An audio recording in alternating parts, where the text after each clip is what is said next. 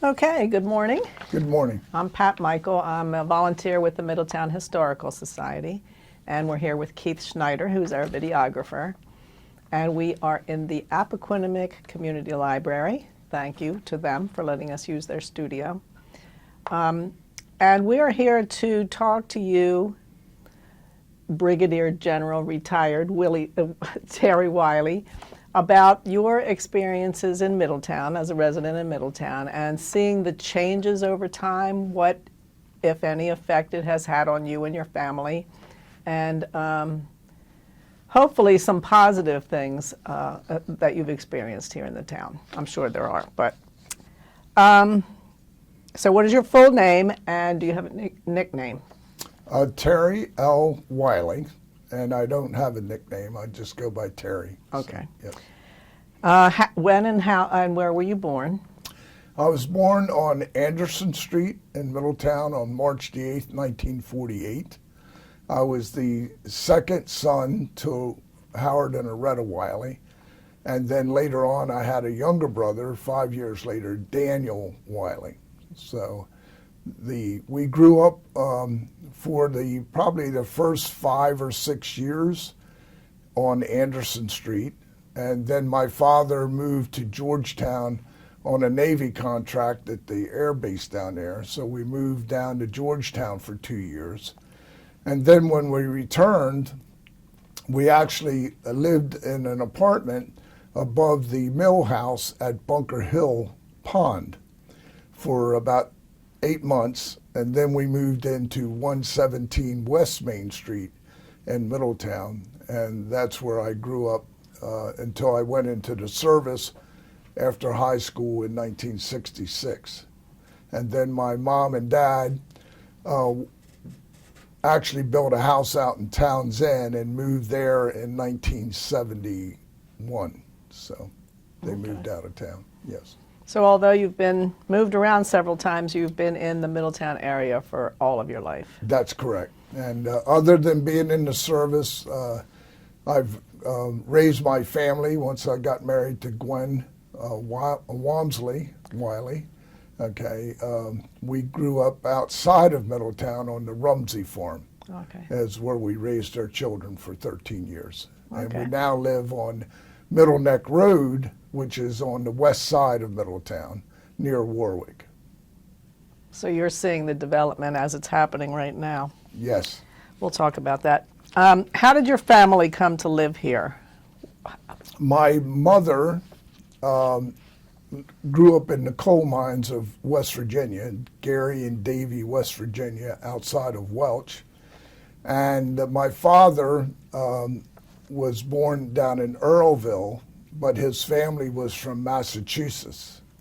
So Dad graduated from Middletown High School, and then he went into the Navy. My mother was moved from West Virginia with her girlfriends at the solicitation of the explosive plant over in Elkton to work in the plant during the war. And so she lived in Middletown with her girlfriends in an apartment that was furnished by the company, and they bused them from Middletown to Elkton to work in the ammunition factory. So that's how Mom and Dad met. And they settled right here in Middletown. Okay. So.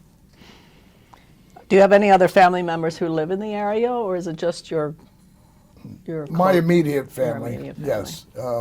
They're cousins on my mother's side. Their mother and father came north to get jobs at General Motors and Chrysler and so forth. So they've settled around the area. And my father's family still live mainly in Massachusetts. So. Okay.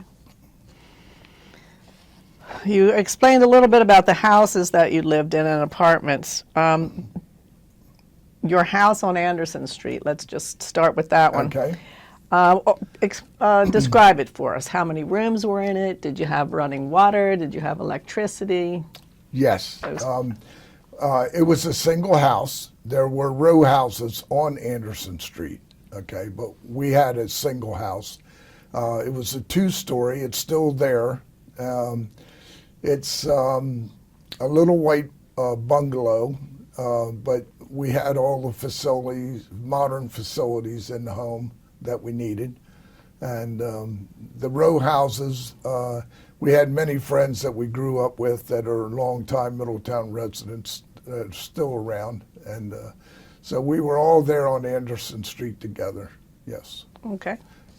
Sometimes people The think that, closest convenience store at that time was Shivery's Market, which was on the corner of Anderson and Broad Street. And that was a little grocery store that had everything you needed. And across the street from that was Grimmager's Bakery. And then next to it was Sadolph's department store. And let's see, uptown you had the Five and Dime that was run by Mr. Sheets. And then you had across the street from that was Buckworth's. No, not Buckworth's. What was his name?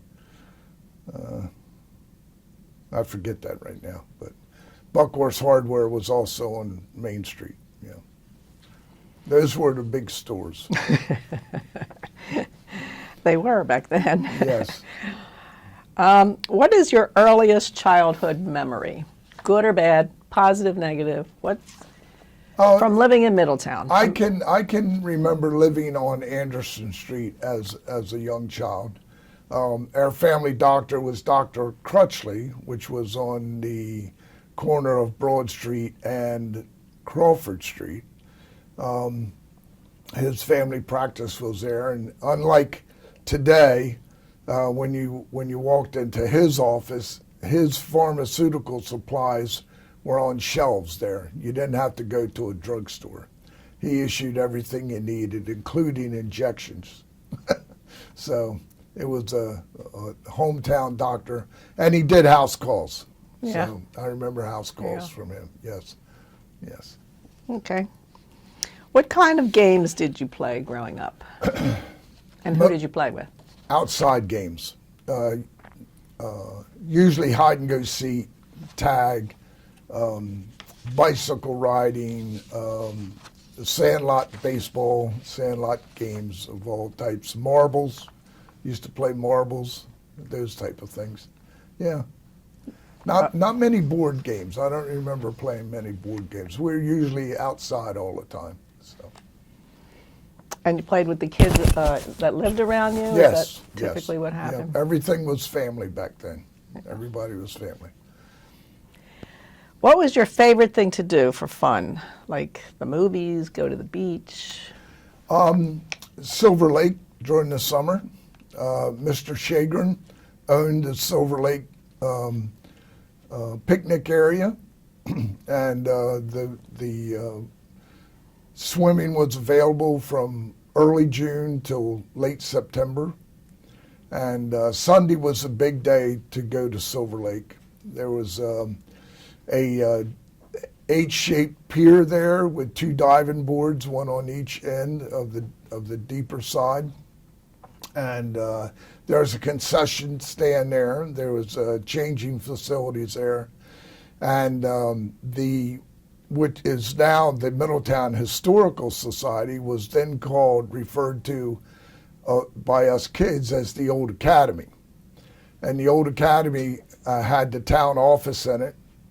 And during the summer, the town would sponsor a camp, a day camp for kids, and they had all kinds of crafts and games to play and so forth.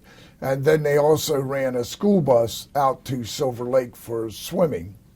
But most of the time, we just rode our bikes out to Silver Lake from town. Yeah. What was school like for you as a child? What were your best and worst subjects? Where did you attend grade school, high school? Did you go to college?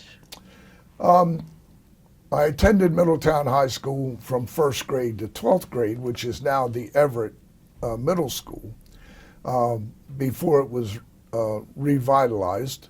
And I remember basically being in the same class with the same kids, until I reached the 8th grade, and then we had the influx from the Towns End kids that came in for junior high school and high school. We also did the integration back then from Lewis L. Redding and Middletown High School. We integrated in my junior year, and there were no issues with that. We had all played ball together and grew up together, and so there were no issues with that compared to other places throughout the state like Wilmington and so forth. But my worst subjects were everything but arts and crafts. Wood shop was my favorite class. I did that all, well, from 7th grade on. I always took wood shop every year as an elective, and I enjoyed that very much. Yeah. I was just thinking, did you, in grade school, you were all at the same school? Yes. It was all at one place? Okay. And did you go to college? I did. I went into the service directly out of high school. I did 3 years active duty, which allowed me to be able to exercise my GI Bill to go to college. So once I came home from my active duty time, I started going to school at Goldie Beacom College and achieved my associate's degree in 1977. And then later on, they started a bachelor's degree. So I went back and achieved my bachelor's degree in '84. And I did all of that through night school while working at DuPont and serving in the Delaware National Guard at the same time and raising families. So. Do you remember any fads from your youth? Popular hairstyles or clothes or music? So that was the 60s and 70s, I guess. White Wrangler jeans were very popular at that time. And penny loafers, which I still wear today. I saw your pennies. Yeah, I still wear my penny loafers. Other than that, I didn't achieve any fad things. I didn't recall any fad things. So. Did you play sports while you were in school? I did. I played football and I ran track at Middletown High School. So did that, started with the JV teams in the 7th grade and ended up playing varsity football. And then I guess my sophomore, junior, and senior year, I ran track, and I enjoyed that. Okay, I wasn't very good at it, and I wasn't fast. I'm a big guy. I was a Clydesdale, so I didn't run very fast, but I could go to distance. Okay. So, yes. What were your favorite songs and music while you were growing up? Well, the Motown hits were big. But other than that, I wasn't really into music much. Yeah. Okay. Did you go to dances? I did. I went to the proms. I went to the big dances. During the summer, White Crystal Beach was a hopping place. Back then, Jerry Blabbett and the whole music scene down there. A lot of kids were down in the Bohemia area during the summer at the summer cottages and Buttonwood Beach, White Crystal Beach, Crystal Beach. And on Fridays and Saturday nights were big gathering times down there. So we always tried to drive down for a Saturday night visit with people we'd met from Philadelphia, boys and girls we'd met from Philadelphia. Did you have any pets? If so, what kind and what were their names? We always had a dog. Different periods of times due to their life expectancy. Most of them were mutts, and but yeah, we always had a dog. Not many cats, but we had dogs.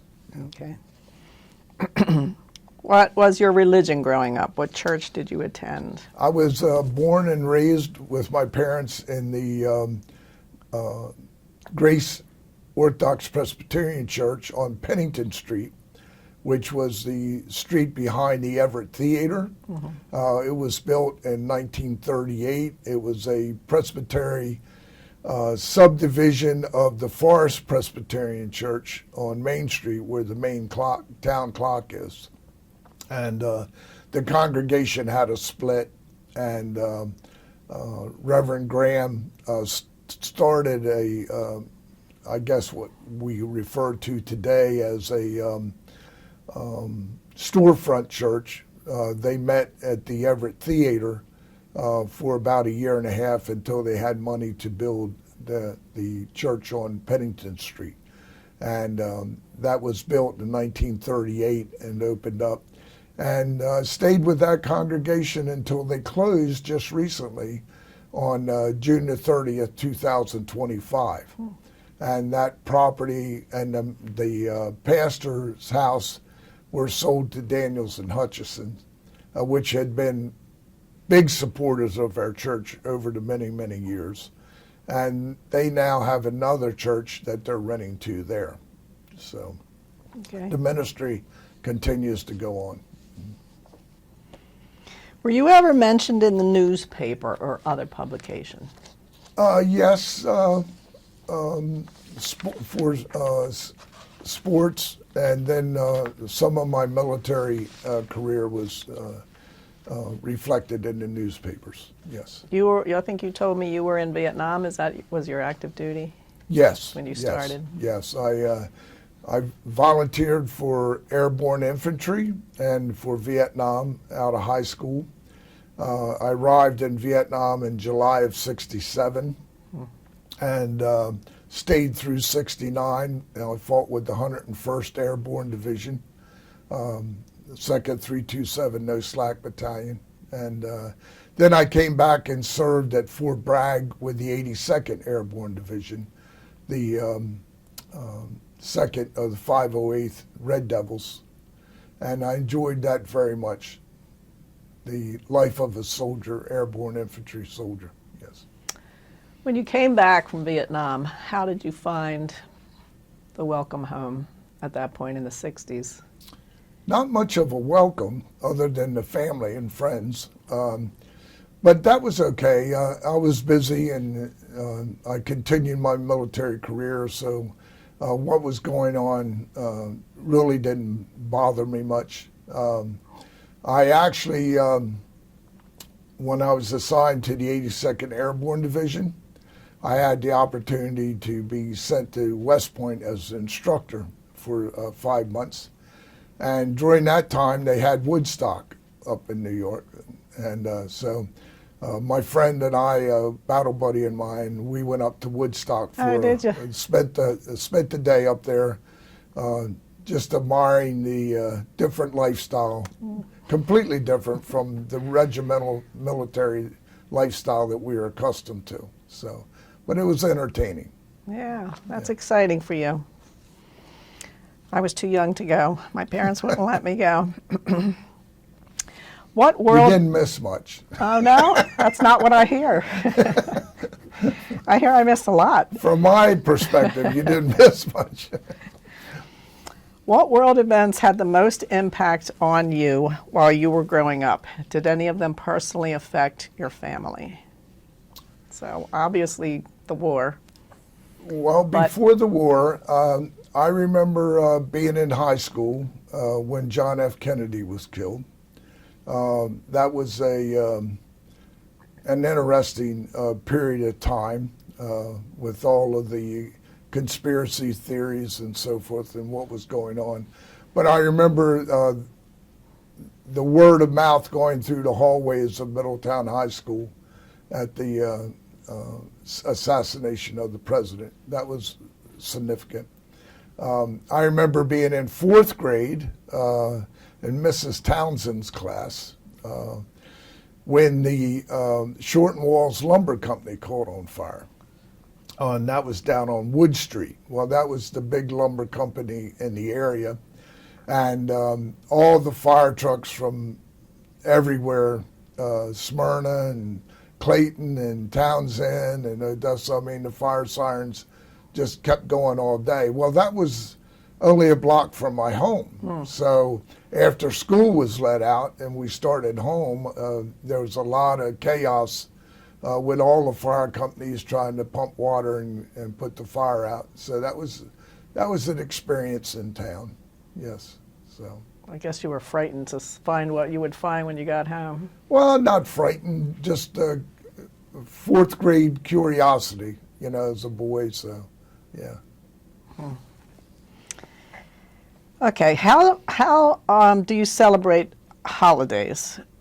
Birthdays, Christmas, Easter, whatever holidays you celebrate, and do you have family traditions that you do each year?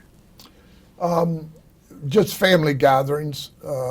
All of our birthdays, we all try to get as much of the family together as possible.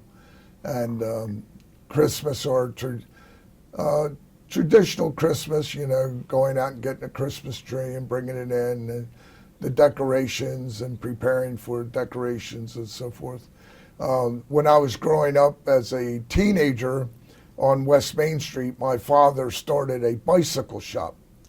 And myself and my brothers worked for my father down in the basement of the house.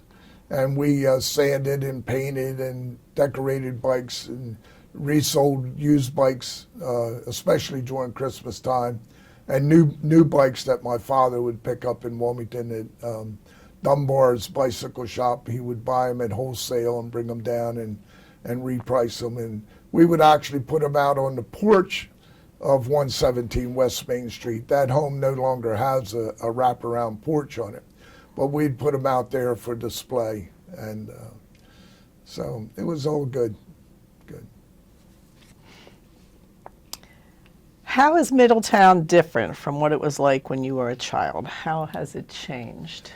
Well, the expansion of the town by annex to different parts. I was asked just yesterday if I knew what the boundaries of Middletown were between Middletown and Townsend, and I couldn't answer that. But I do know that it's grown quite a bit. When I was growing up, you had Jack Green's farm on one side of town, on the east side of town, and you had Huckel Farm on the west side of town. And then once you got past Sharondale, Middletown High School, Everett School now, that was the end of town. And then out to Frogtown Cemetery, the Forest Cemetery was the other end of town. So that's what it was back in the day, and it's gradually expanded with industry, and it's changed a lot. I wasn't impacted by that much since I was away in the military, and then when I returned from the military, I lived in Townsend for a while with my parents, so I wasn't directly in town. And then when I started working, by the time I would leave town at 6 o'clock in the morning to go to work, and I wouldn't return home till 7:30, and the town was closed and things were happening, and really just didn't pay much attention to the expansion until it started surrounding us so much. So the opportunities that we have today with big stores were, Dover was the big mall when I was growing up, Blue Hen Mall, which has now closed and is a corporate center, I think. And then we would go to Concord Mall if we went north, but then Christiana Mall came in, and now we have all the big retail stores around town that we have, so you don't have to go far to get anything you need today. So, yeah. But I remember growing up with Hopkins Men's Clothing Store, Sadolph's Clothing Store,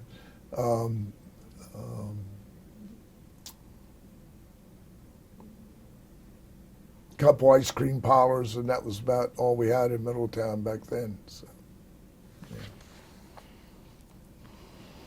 What do you know about your family's surname? My family's what? Surname. Your last Surname? name. Your last name. Not much.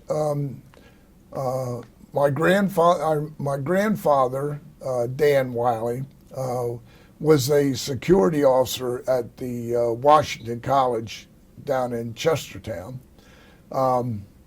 He and my grandmother had divorced, and I remember there was an Uncle Art that was my grandfather's brother that lived down in Texas, and I think I only met him one time during my life, so I don't know much about the surnames. No.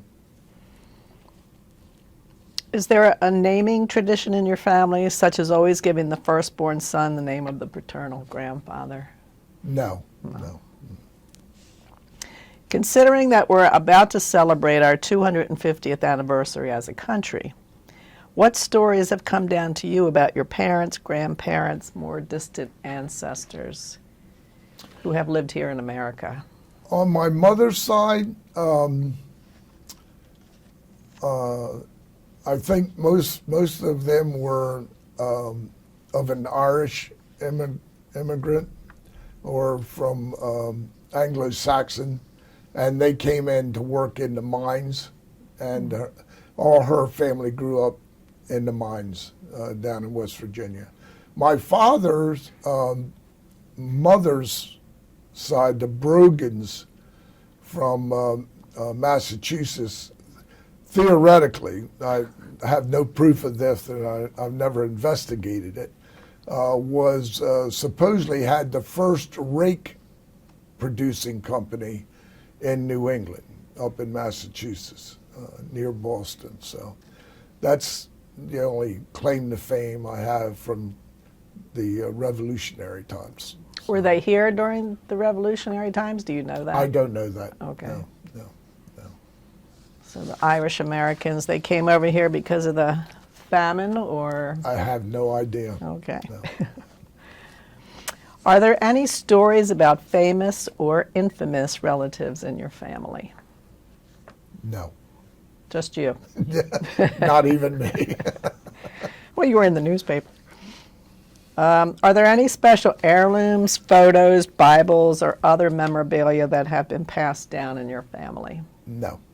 Nothing at all. No. Wow. No. Okay. What's the full name of your spouse, your siblings, your parents? My full name of my wife is Gwendolyn Grace Wamsley. Her father was born in Crumpton, Maryland. Her mother's family were all dairy farmers down in the Millington, Galena area. So they were all farmers down there. And my mother-in-law's maiden name was Van Zant. So, you know, there's quite a few of those down in that area. Okay. And do you have siblings? My siblings are my older brother, Glenn David Wiley, that's deceased. He passed away in October of 2024. And then my younger brother, Daniel Luther Wiley, who's named after my dad's dad. He lives out at Spring Arbor, so he lives right here in town near me. So, yeah. Okay, that's good. Yeah. Where and when did you get married? That's interesting. We got married in Galena Methodist Church in June 7th, 1972, on a Wednesday night, because my wife's family were all dairy farmers, and they wouldn't take off work on Saturdays from farming to go to a wedding. So you got married during the midweek service of the church on Wednesday night.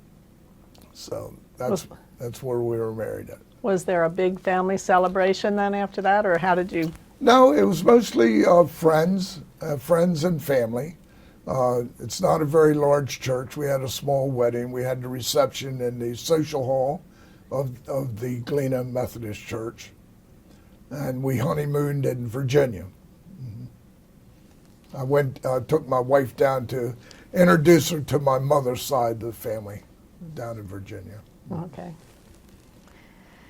How would you describe your wife? And don't just say she's got brown hair. Talk about who she is is. a blessing, a true blessing. She's a superb Army wife, from coming from a military of a lifestyle of non-veterans and adapting to a military life. She is very, very supportive throughout my whole career, and devoted mother, very helpful to anybody and everybody as far as organizations go. Business-minded, thank God, and I think we were married 3 months when she took the checkbook away from me and started managing the money in the house. So she's a devoted wife, a devoted mother, and devoted to all of her family. And you have grandkids We have, as well? yes, we have 4 grandkids, 2 on my daughter's side and 2 on my son's side. And we have 7 great-grandchildren. So 5 great-granddaughters and 1 great-grandson that's referred to as the prince in the family. What do your family enjoy doing together? Day trips.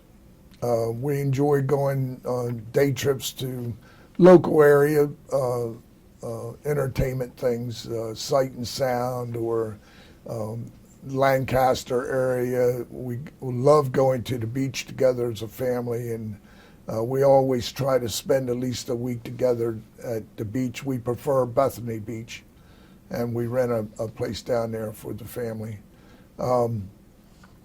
Every 3 or 4 years, we go as a family to Disney World and spend 4 or 5 days down there together and so forth. But and mainly just birthday parties and pumpkin carving parties or whatever the occasion might be. Yeah. What was your profession? Well, you pretty much talked about that. And how did you choose it? You worked for the military. What else? What other jobs did you have? Okay. I because of injuries I'd received in the military, I really had a desire to be a physical therapist. But the Lord had different plans for me. And as I pursued my military career, when I came off active duty, I hired into the DuPont Corporation. I worked in Glasgow site for about 8 months or so. Then I ended up over in Chambers Works for the rest of my career. So I had 32 and a half year DuPont career over at Chambers Works, 15 years in the construction division as an iron worker. And then the remaining of my years, they did away with the construction division.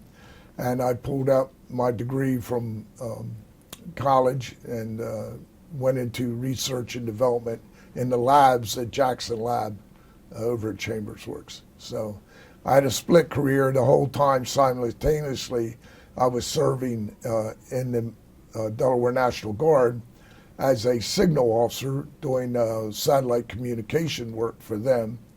And that gave me opportunity for command positions as I moved up in rank, and ultimately retired from DuPont in 2006 when I was selected as a Brigadier General Assistant Adjutant General for the Commander of the Delaware Army National Guard. And I retired from DuPont and took that job as a general, and I retired in 2010 from that position. And then in 2013, I was appointed as a civilian aide to the Secretary of the Army. So I served 10 more years in that capacity. So I love the military. I love doing what I can for all the veterans. I belong to, I think, every veterans organization there is in the state and out of state. So that's my passion, my love. Yeah. Obviously, after all those years. What accomplishments were you most proud? Being a father. Good answer. Yeah. I was simply blessed. I served in the church as a trustee. I served in the church as an elder. I was involved in Boy Scouts. I love being a mentor to the future of America. That's what I consider Boy Scouts. I started with my son in Cub Scouts. I'm currently working with my grandson as he accomplishes his Eagle project. My son made Eagle in '94. I was only a Boy Scout to the rank of first class when I was about 13 years old, and I left the Boy Scouts and went to the Civil Air Patrol Squadron in Middletown, and that was the basis of my military career, I think, and always wanted to be in the military. So whenever we were playing games as kids, always they wanted to play football, I wanted to play Army. So it was just something inherited in me, I guess. Well, it paid off, it sounds like. Yes, it did. How has the recent development in Middletown affected the area? Have you seen any, like in the culture? I think transportation. The thing that impacts us most is when decades ago, when you went to town, everybody you saw you knew. And today, when you go to town, you can spend the whole day in Lowe's or in one of the shopping stores and not see anybody that you know. And I think that's the thing that I noticed the most, that you just don't have, your friends around. And of course, I'll be 78 next month, and I guess I don't have many friends left. I graduated in 1966, so I'm working with a group of classmates right now to have our 60th class reunion. We're going to have that out at Back Creek Country Club in June. And we're going to have it midday because none of us want to drive at night anymore. And we hope to have a good turnout. Maybe we have one every 5 years. And for the last couple, we've been bringing in about 40, 45 classmates. Some are married each other, but others haven't. And we've lost 19 classmates so far that we know of, okay, out of a class of 97. So we're excited about that, to see who will show up again this time. But those are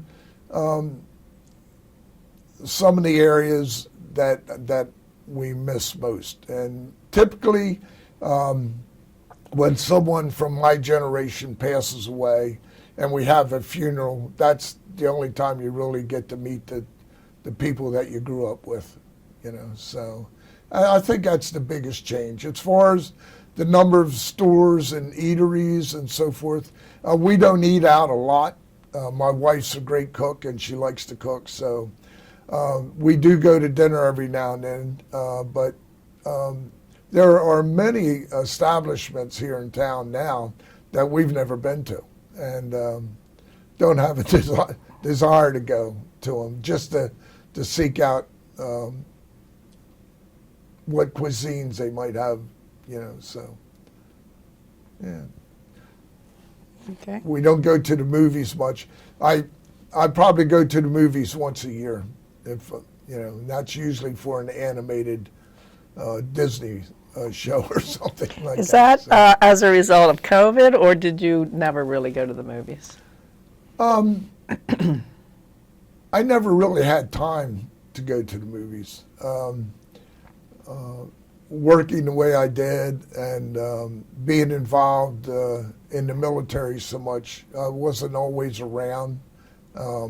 So we just never got in the habit of going to the movies. Even though I worked at the Everett Theater my junior and senior years in high school, on Thursday, Friday, and Friday, Saturday, and Sunday nights. I was an usher and filled the candy machine and the Coke machine and put the marquade signs up for the next coming week and so forth. But I just never got into the movies, and so we didn't do it. Okay. Yeah. Oh, one big thing in high school, you asked for a dramatic change in Middletown, was when they built the bowling alley. The bowling alley on Green Street. They would actually join a phys ed class. They would bus us up to the bowling alley to introduce people into bowling as a sport. And it was a very popular place when it initially opened. The Middletown bowling alley that they have now is busy. When I go out there, it's always busy. And that's good to see. But when it was introduced to Middletown, when I was probably 15, 16 years old, that was a big deal for Middletown. Didn't they do something else in there too? It was a bowling alley and something else. I don't recall anything else Okay. in there, no. What do you want people to know the most about yourself, your family, their business, etc.? What do you want your legacy to be, I guess?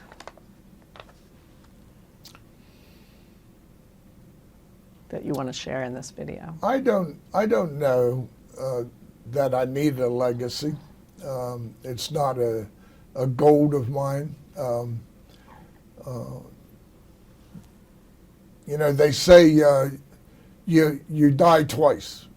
You die physically, and you die again the last time somebody mentions your name. So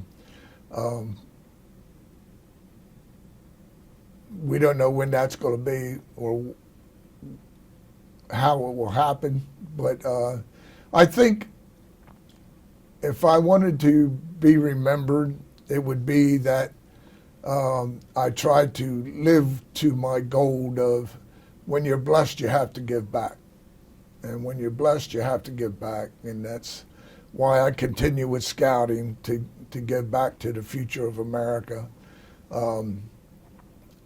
With the veterans groups and so forth, you know, you want to maintain their legacy, what they've done to give America 250 years of quality life that we have today. So that's would be my contribution as a public servant, would be something that I would hope would be remembered. What do you want people to know the most about Middletown's past? If you had to sum it up.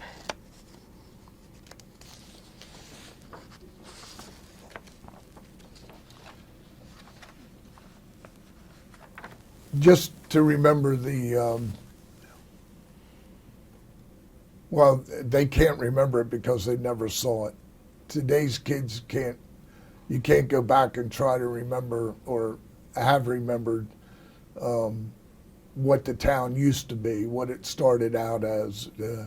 People come here for the Peach Festival, but they don't understand the nature of the Peach Festival and why we have that every year to commemorate what Middletown used to be, working with Odessa with the Peach Festival, peach orchards, and how it transpired. You know, the old town, the farming town, they have no concept of what farms are. You know, today dairy farms are going by the wayside. We do have a lot of chicken industry in the area, but that's different, completely different from the old farm towns that we had. When I was growing up, a summer job was going around to different farms on your bike when they were cutting hay and straw and helping them bale that up, or picking tomatoes, or helping them get corn in after a storm when the weather, the hurricanes and the rain had knocked the corn down. They couldn't run the corn pickers, and you'd go out in the fields and pick up corn by hand in order to help the farmers get their crops in and get some money out of their crop. Working at the cannery facilities here in Middletown, which were down off of Green Street and South Cass Street.